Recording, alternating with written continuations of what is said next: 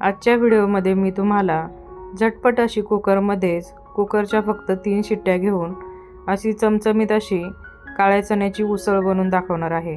या गावरान उसळीसोबत तुम्ही बाजरीची भाकर, ज्वारीची भाकर, तांदळाची भाकर किंवा भात देखील खाऊ शकता।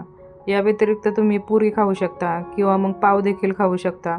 खूप मस्त लागते, नक्की ट्राय करा तुम्ही। फक्त 10 ते 15 मिनिटात ही अशी उसळ बनवता येते। चला तर मग लगेचच रेसिपीला सुरुवात करूयात। आता उसळीसाठी मसाला बनवण्याकरता गॅसवरती तवा ठेवलाय। त्यावरती 2 चमचे आपल्याला सुकं खोबरं कापून घालायचंय। खोबरं छान आपल्याला तांबूस रंग येईपर्यंत भाजून घ्यायचं आहे। त्यामध्ये आपल्याला अर्धा चमचा एवढं तेल घालायचं। छान अशी सोनेरी रंगावरती हे खोबरं भाजून घ्यायचं। त्यानंतर यामध्ये आपल्याला थोडीशी कोथिंबीर घालायची, 7 ते 8 लसणाच्या पाकळ्या घालायच्या आणि ह्या देखील खोबऱ्यासोबत छान अशा भाजून घ्यायच्या आहेत। भाजलेले हे सर्व साहित्य आता मी काढून घेतलंय।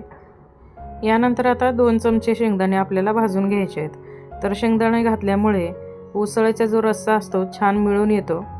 तर शेंगदाणे छान भाजून झाले, हे देखील आपण काढून घेऊयात। यानंतर आता कांदा भाजून घ्यायचा आहे। तर एक मोठ्या आकाराचा कांदा मी कापून घेतलाय।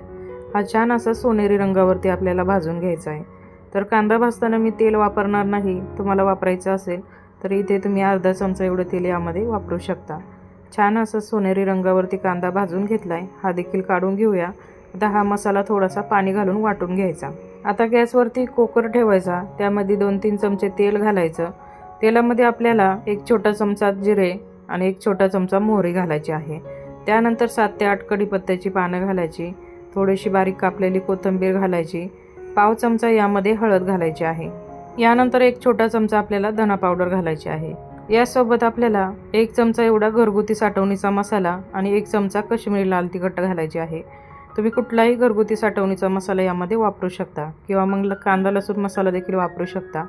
यानंतर यामध्ये वाटलेलं वाटण घालायचं आहे। आता हा जो घातलेला मसाला आहे, तेल चांगलं बाजूला सुटेपर्यंत आपल्याला हा मसाला परतून घ्यायचा आहे। मंद आचेवरती छान असा मसाला 3 ते 4 मिनिट परतून घेतला। यामध्ये आता भिजवलेले चणे घालायचे। तर हे चणे मी रात्रीच भिजत घातले होते, सकाळी ही भाजी बनवायला मी घेतली आहे। यामध्ये आता आवश्यकतेनुसार पाणी घालायचं। आपल्याला या उसळीची रस्सा जसा हवा, पातळ घट्ट, तसं यामध्ये तुम्ही पाणी ओतून घ्या। एकदम जास्त पातळही करायची नाही किंवा मग एकदम जास्त घट्टसुद्धा ठेवायची नाही, अशा पद्धतीने करायची। नंतर यामध्ये चवीनुसार मीठ घालायचं।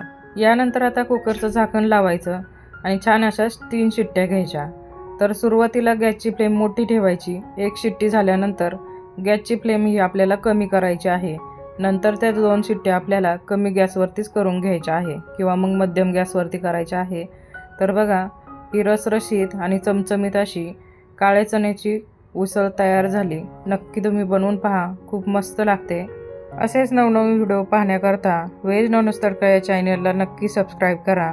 आणि पुढे कुठल्या रेसिपी तुम्हाला पाहायला आवडतील किंवा तुम्ही कुठून ही रेसिपी पाहता हे नक्कीच मला खाली कमेंटमध्ये सांगा। रेसिपी आवडली असेल तर एक लाईक नक्की करा। परत भेटूयात अशाच एका नवीन रेसिपीसोबत। तोपर्यंत धन्यवाद।